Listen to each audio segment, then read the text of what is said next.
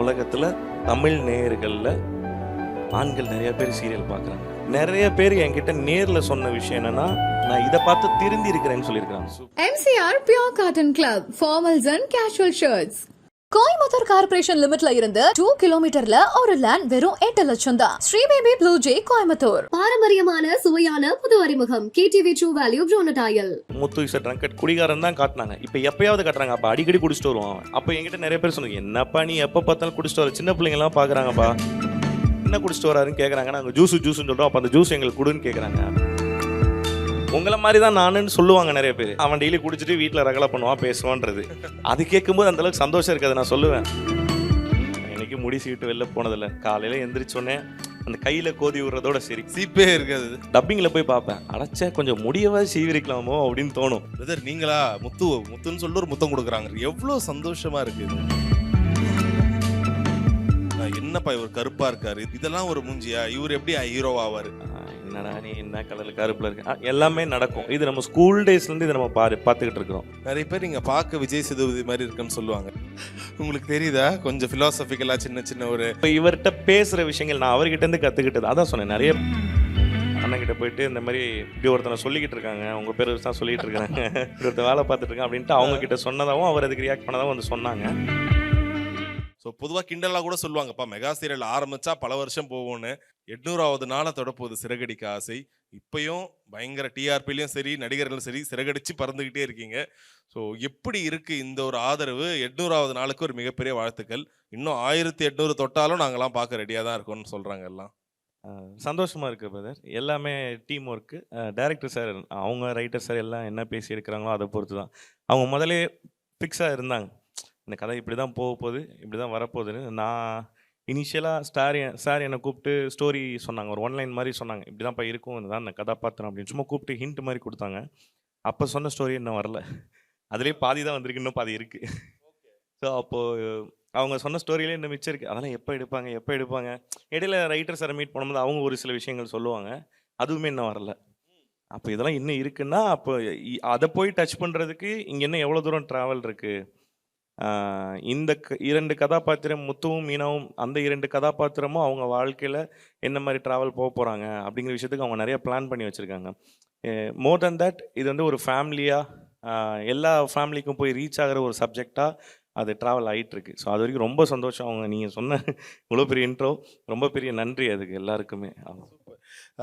என்ன காரணம்னா, நீங்கள் ஆரம்பிக்கும் போது நிறைய பேருக்கு உங்களுடைய அந்த ஒரு ஸ்டார்டிங் ஸ்டேஜ்க்கு அதெல்லாம் தெரியும். லைக் நீங்கள் எந்த அளவுக்கு ஆசைப்பட்டீங்க, ஆரம்பத்தில் செஞ்ச அவமானங்கள், அதை தாண்டி இப்போ எப்படி இருக்கீங்கன்னு.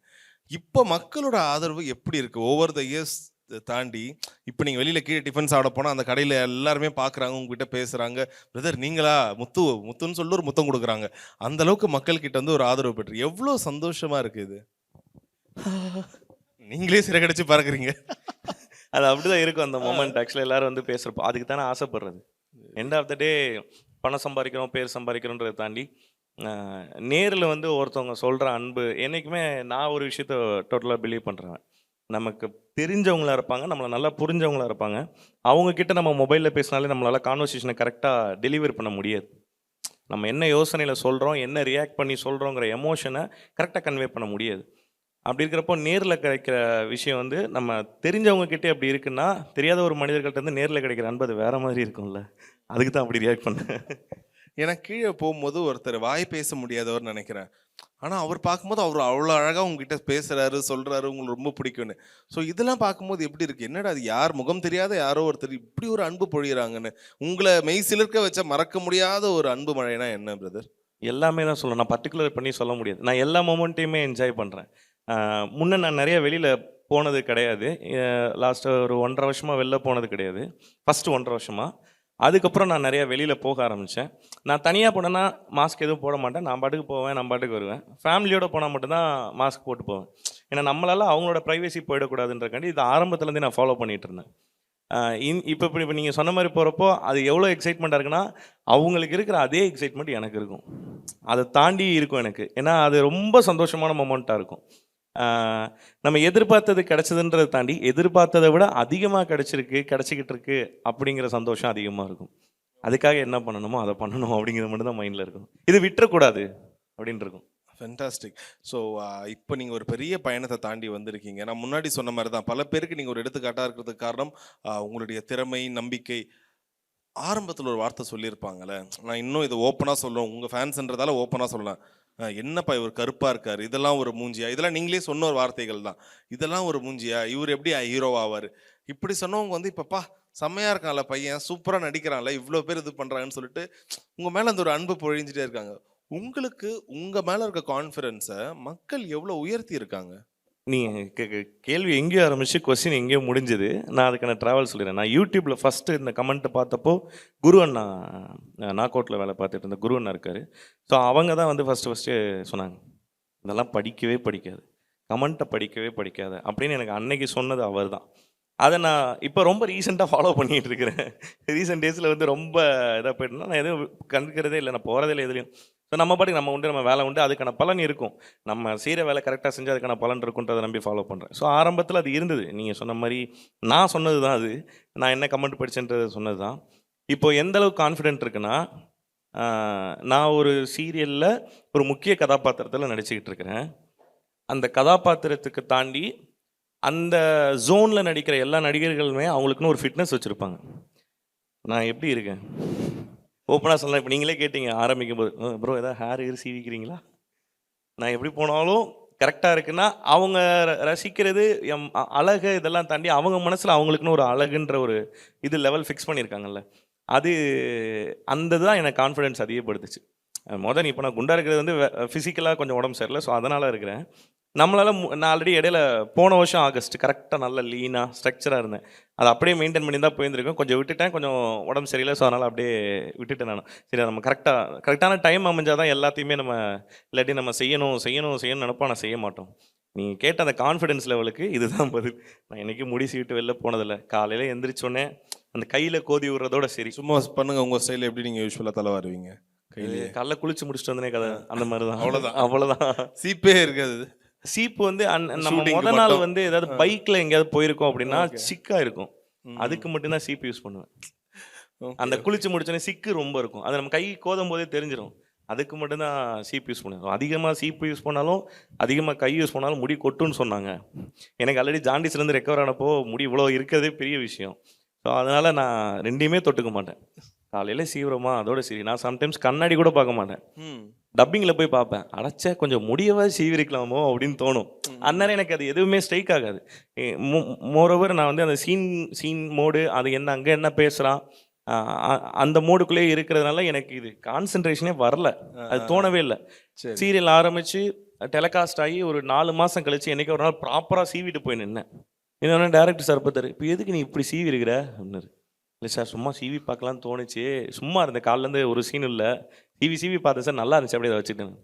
உன் மூஞ்சி இப்படி பார்த்து எல்லாம் ஃபிக்ஸ் ஆகிட்டாங்க, சரியா? நீ இப்போ போய் வீட்டில் வந்து நிற்காத, நீ எப்பவும் போல் எப்படி வருவியோ அப்படியே வா அப்படின்ட்டார். இன்னொன்று நான் பண்ணுற கதாபாத்திரம் வந்து ஒரு டிரைவர் கதாபாத்திரம்.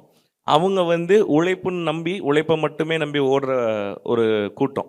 எல்லாருமே உழைப்பை நம்பி ஓடுறான், இவங்களுக்குன்னு தீவிரமான உழைப்பு தேவைப்படுது.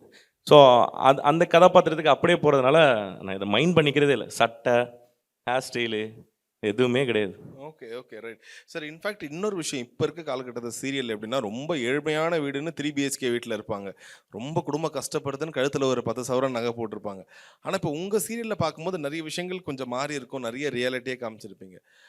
எனக்கு தெரிஞ்ச ஒரு பழைய இன்டர்வியூவில் நீங்கள் சொல்லியிருந்தீங்க, என்னோட கலர் பற்றி நிறைய பேர் சொல்லுவாங்க, டேய் என்னடா நீயே வீட்டிலேருந்து லைட் எடுத்துகிட்டு வாடா அதெல்லாம் சொல்லுவாங்க. ஹீரோயின்ஸ் பயங்கர ஃபேராக இருப்பாங்க. ஆனால் ஒரு கட்டத்தில் உங்கள் மேலே ஒரு கான்ஃபிடன்ஸ் வந்திருக்கும்ல, இந்த கலர் எல்லாத்தையும் தனி நம்ம நடிப்பு தான் மக்கள்கிட்ட போய் கொண்டு சேரும். கடைசியாக நீங்கள் எப்பாச்சும் மனதளவில் ஃபீலோ இல்லை இதெல்லாம் பண்ணியிருக்கீங்களா, நம்ம இன்னும் கலராக இருக்கணுமோ இல்லை நம்மளை க்ரூம் பண்ணிக்கணும்னு நினச்சிருக்கீங்களா? எனக்கு முதல்ல இருந்தது.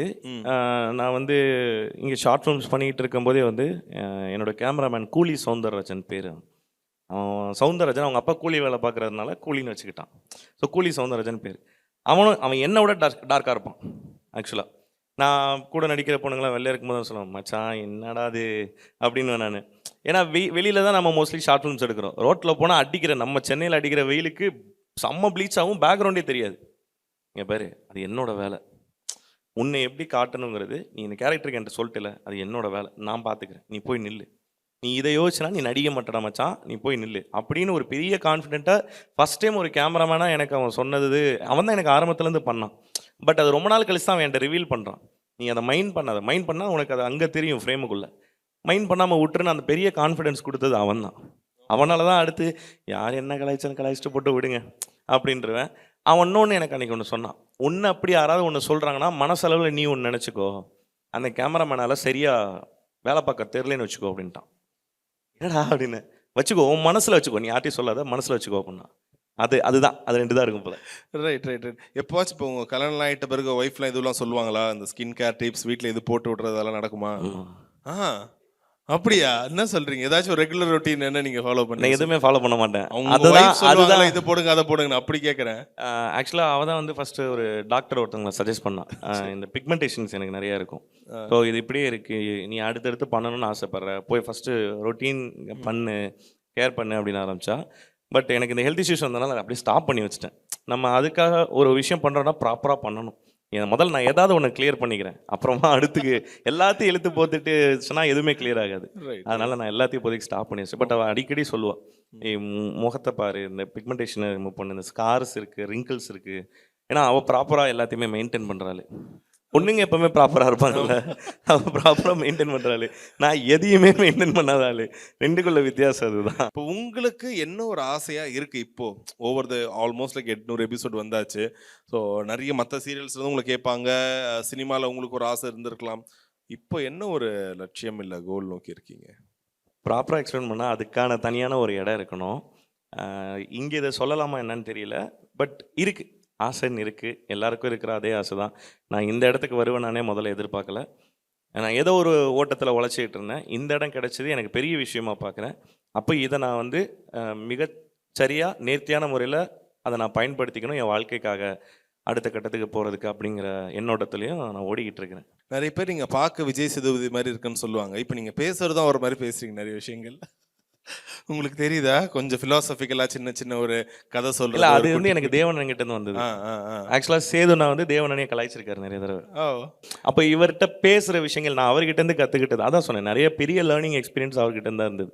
நீங்க சொன்னா நம்புவீங்களான்னு தெரியல. நான் விஜய் சேதுபதி ஒரு இன்டர்வியூ எடுக்கும் போது நான் ஃபர்ஸ்ட் டைம் இதே மாதிரி ஒருத்தரை கேமரா இப்படி பார்த்த அடுத்த செகண்ட் அவர் திரும்பி பார்த்தாரு.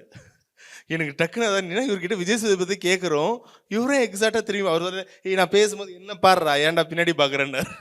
இல்லை, ஒரே ஒரு விஷயம் என்னன்னா, நம்ம மனுஷனா நம்ம கிட்ட இருக்கிற ஒரு விஷயம்னா நம்ம ஒருத்தவங்களை கண்ணை டு கண்ணை பார்த்து தான் பேசுவோம். அதை தாண்டி நம்ம வேற எங்கேயுமே பார்க்க மாட்டோம். உங்க கண்ணு எங்கிட்ட அலப்பாஞ்சாலும் என் கண்ணு அங்கே போகும். அதுதானே இயல்பு, அதுதான் பண்ணி சூப்பர். இல்லை எனக்கு பாருங்களேன் எவ்வளோ அழகாக கனெக்ட் ஆகுது. நான் அவரை பற்றி கேட்குறேன், அவர் வந்து உட்கார்றாரு. எனக்கு ஃபர்ஸ்ட் டைம் விஜய் சேதுபதி அவர்கிட்ட ஏற்பட்ட அனுபவமும் இதே தான். நான் அதுக்கப்புறம் தயவு செஞ்சு எல்லாம் போயிடுங்க, டிஸ்டர்பே பண்ணாதீங்கன்னு சொல்லிட்டேன். அவர் இப்போ வரைக்கும் அவர் பேசும்போது அவரை தான் பார்க்கணும். நீங்கள் எப்போ ஃபர்ஸ்ட் அவரை பார்த்தீங்க? நேரில் பார்த்தது இல்லைன்னு நினைக்கிறேன். என்ன சொல்றீங்க? அப்படியா? இல்லை, எனக்கு தெரிஞ்சு இல்லை சேது நான் பார்த்ததில்ல. ஆனால் நிறைய கேள்விப்பட்டிருக்கோம், நம்ம எல்லாம் பார்க்குறோம் பண்ணுறோம். அதை தாண்டி அவர்கிட்ட இப்படி ஒருத்தன் வேலை பார்த்துட்டு இருக்கான்றதை நிறைய பேர் சொன்னதான் நான் கேள்விப்பட்டேன். அவருக்கு அது ஞாபகம் இருக்கான்னு தெரில, அது வேறு விஷயம். சொல்லியிருக்கிறாங்க எனக்கு தெரிஞ்சவங்க, இப்போ நம்ம இண்டஸ்ட்ரியில் இருக்கிறவங்க நிறைய பேர் சாரை பார்த்து அண்ணங்கிட்ட போயிட்டு இந்த மாதிரி இப்படி ஒருத்தனை சொல்லிக்கிட்டு இருக்காங்க, உங்கள் பேர் தான் சொல்லிகிட்டு இருக்காங்க, இப்படி ஒருத்தன் வேலை பார்த்துட்டு இருக்கான் அப்படின்ட்டு அவங்க கிட்ட சொன்னதாகவும் அவர் அதுக்கு ரியாக்ட் பண்ணதாகவும் வந்து சொன்னாங்க. எனக்கு அந்த அளவுக்கு தான் தெரியும், நான் நேரில் நான் பார்த்ததில்ல. Okay brother. பொதுவாகவே நிறைய சீரியல் வந்து எதனால் மக்களுக்கு ரொம்ப கனெக்ட் ஆகும்னா அவங்களோட லைஃப்பை பார்ப்பாங்க. பெரும்பாலும் பார்த்தீங்கன்னா ஒரு 80% சீரியல் வந்து உமன் ஓரியன்டாக இருக்கும். அவங்க பெண்கள் மேலே தான் கதை இருக்கும், டைட்டில் எல்லாமே இருக்கும்.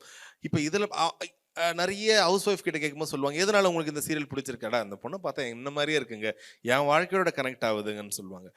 உங்களுக்கு முத்து அவரை பார்த்துட்டு எத்தனை ஆண்கள் உங்ககிட்ட அந்த மாதிரி பேசுனாங்க? எவ்வளோ கனெக்ட் ஆகுது முத்து அவங்களா? இன்னைக்கு உலகத்தில் தமிழ் நேயர்களில் ஆண்கள் நிறைய பேர் சீரியல் பார்க்குறாங்க. நிச்சயம். அப்போது அவங்க எவ்வளோ தூரம் அந்த கதாபாத்திரங்களோட முத்துவும் மட்டும் இல்லை, மொத்த இதில் இருக்கிற எல்லா கதாபாத்திரங்களும். ஏன்னா நான் ஃப்ரெஷ் ஃபேஸு ஆரம்பத்தில் உள்ள சீரியல் வர்றப்போ நிறைய பேர் குமரன் சார் காண்டி பார்க்க ஆரம்பித்தாங்க, நிறைய பேர் விகடன் காண்டி பார்க்க ஆரம்பித்தாங்க, ஏகப்பட்ட பேர் சுந்தரராஜன் சார் இருக்காங்கன்ற காண்டி பார்க்க ஆரம்பித்தாங்க இல்லைங்களா.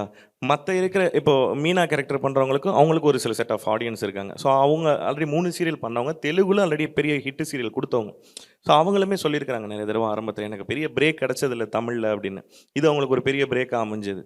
ஸோ பிரேக் த்ரூ தான் எல்லாரோட லைஃபுக்குமே ஏதோ சேஞ்ச் ஆகும். ஸோ ஒவ்வொருத்தவங்களுக்கும் தகுந்தாப்புல தான் பார்க்க ஆரம்பிச்சது. பட் கதையோட ஓட்டம் இருக்குல்ல, அந்த கதையோட ஓட்டம் தான் இப்போ எதனால் இப்போ நீங்கள் பார்க்குறீங்க அப்படின்னா, தெரில என் வீட்டில் பார்த்துக்கிட்டு இருந்தாங்க, அப்படியே உட்காந்து ஒரு நாள் பார்க்க ஆரம்பிச்சு இப்போ எனக்கு பழக்கமாயிடுச்சு அப்படின்னு தான் நிறைய பேர் சொல்கிறாங்க. எடுத்தோடனே நான் ஆரம்பத்துலேருந்து பார்த்தேன்லாம் யாரும் சொன்னதில்லை. வீட்டில் பார்த்தாங்க, இல்லை யாரோ சொல்லி பார்த்தாங்க அப்படிங்கிற டாக் தான் வந்தது. ஆண்கள் வந்து ஏகப்பட்ட பேர் பார்க்குறாங்க. குறிப்பாக வந்து இன்னைக்கு நம்ம ஊரில் டிரைவர்ஸ் அதிகம், எல்லா விஷயத்துலையும் டிரைவ் பண்ணுறவங்க அதிகம். அது வந்து அந்த ஆப் நேம்லாம் சொல்லாமா என்னன்னு சொல்லலாம், தெரியல. அது பிரச்சனை இல்லை. ஸ்விக்கி, ரேப்பிடோ எல்லாத்தையுமே வண்டி ஓட்டுறவங்க they are called as drivers yes. இல்லையா? அவங்க பைக் ஓட்டுறவங்களா இருக்கட்டும், கார் ஓட்டுறவங்களா இருக்கட்டும், அவங்களோட வாழ்க்கை எப்படி இருக்குன்னா, அன்றாடம் ஒரு ஆர்டர், ஒரு ரைடு, இதை பொறுத்து தான் அவங்களோட சாப்பாட்டுலேருந்து எல்லாமே இருக்குது. ஸோ அதோட கஷ்டம் வந்து இந்த கதாபாத்திரங்கள் பிரதிபலிக்கின்றப்போ அது அவங்க அது கூட ஈஸியாக கனெக்ட் ஆகுறாங்க. சாதாரண தொழில் செய்கிறவங்களுக்கும், அது அன்றாட தொழில் செய்கிறவங்களுக்கு, மாத வருமானம் வருபவர்களுக்கு அது பெருசாக பாதிப்பை ஏற்படுத்தாது. ஆமா, அது தினக்கூலியா, அன்றாடம் ஆமா. தினக்கூலின்னு சொல்கிற அந்த ஒரு கேட்டகரியில் இருக்கிற மக்களுக்கு அவங்களோட வாழ்க்கையை அவங்க ஆன் ஸ்க்ரீனில் பார்க்குறாங்க. அதை தாண்டி அவங்க படுற கஷ்டத்தை தாண்டி அதுலேருந்து அவங்க எப்படி வெளியில் வர்றாங்க. ம். நிறைய பேர் என்கிட்ட நேரில் சொன்ன விஷயம் என்னென்னா, நான் இதை பார்த்து திருந்தி இருக்கிறேன்னு சொல்லியிருக்கிறாங்க. Super super. ஏன்னா ஆரம்பத்தில் he's a trunked, Muthu is a trunked, குடிகாரன் தான் காட்டினாங்க. இப்போ எப்பயாவது காட்டுறாங்க, அப்போ அடிக்கடி குடிச்சிட்டு வருவான் அவன் அப்படிங்கிற மாதிரி காட்டினாங்க. அப்போ என்கிட்ட நிறைய பேர் சொன்னாங்க, என்னப்பா நீ எப்போ பார்த்தாலும் குடிச்சிட்டு வர, சின்ன பிள்ளைங்கலாம் பார்க்குறாங்கப்பா அப்படின்னு சொல்லுவாங்களே. எனக்கு சொந்தக்காரங்களே கால் பண்ணி பேசுவாங்க, ஏய் எப்போ பார்த்தாலும் குடிச்சிட்டே வராரா, வீட்டில் பிள்ளைங்களாம் பார்க்குது, என்ன குடிச்சிட்டு வராருன்னு கேட்குறாங்க. நாங்கள் ஜூஸுன்னு சொல்கிறோம், அப்போ அந்த ஜூஸ் எங்களுக்கு கொடுன்னு கேட்குறாங்க. எல்லாருக்கும் போய் சேருது.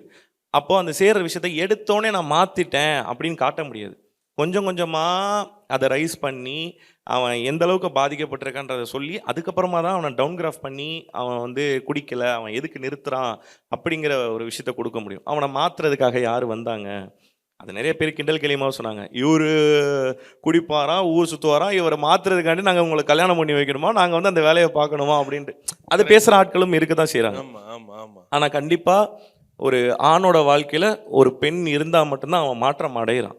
அதுதான் இயற்கையின் நியதின்னு நினைக்கிறேன். கண்டிப்பா. அது அப்படி தான் போயிட்டுருக்கு, எல்லாரோட வாழ்க்கையிலையுமே அதான் நடந்துகிட்டு இருக்குது. ஸோ அந்த ஃப்ளோவில் போகிறதா நிறைய பேர் பார்த்துருக்குறாங்க. இப்போ ரீசெண்டாக நான் ஒரு 2 நாளைக்கு முன்னாடி மலேசியா போயிருந்தேன். அன்னைக்கு ஒருத்தர் சொன்னார், ஆனால் அவங்கள பார்த்தானே நான் திருந்தினேண்ணே அப்படின்னாரு. என்னண்ணே சொல்கிறீங்க அப்படின்னு. ஆமாண்ணே, நான் குடிக்கிறது இல்லை, நான் நிறையா குடிப்பேன், நான் குடிக்கிறது இல்லை. இப்போ 2 குழந்தைங்க இருக்குது. இப்போ என் ஒய்ஃப் சிங்கப்பூருக்கு வேலைக்கு போவா, அவர் இருக்குது மலேசியாவில், நான் சிங்கப்பூருக்கு வேலைக்கு போகிறா. நான் டெய்லி கூட்டு போய் விட்டு வீட்டை ஃபுல்லாக நான் பார்த்துக்கிறேண்ணே, வீட்டில் இருக்கிற எல்லா வேலையும் நான் பார்த்துக்கிறேன். நான் அப்போ அங்கே ஸ்டேஜ்லேயே சொன்னேன், அவருக்கு ரொம்ப பெரிய கைத்தட்டு கொடுக்கணும். யாருமே அவ்வளோ ஈஸியாக வந்து இங்கே ஆதிக்கம்ன்றது எல்லா விஷயத்துலையுமே இருக்குது, அதை சரி பங்காக கொடுக்குறது. ஏன் ஆண் தான் வேலைக்கு போகணும், பெண் தான் வேலைக்கு போகணும், இங்கே எதுவுமே கிடையாது. சொல்லுங்க, நான் திருந்தவே மாட்டுறாருண்ணா அப்படின்னு அவங்க ஒய்ஃப் சொல்லுவாங்க. ஒருத்தர்லாம் பொன்னியமங்கல் ஷூட்டிங்கில் இருக்கும்போது பார்க்கும்போது சொன்னார், ஞாபகம் இருக்குது, இந்த மாதிரி நானும் குடிப்பேன் பண்ணுவேன் அப்படிலாம் சொன்னார். அப்போ என்னக்கா அப்படி சொல்கிறாரு, பார்த்து பண்ணுங்க, அந்த ஆள் வேலை பார்க்குறதே டாஸ்மாகில் தான், அப்புறம் எப்படி குடிக்காமல் இருப்போம் அப்படின்னாங்க, டக்குன்னு சொன்னாங்க.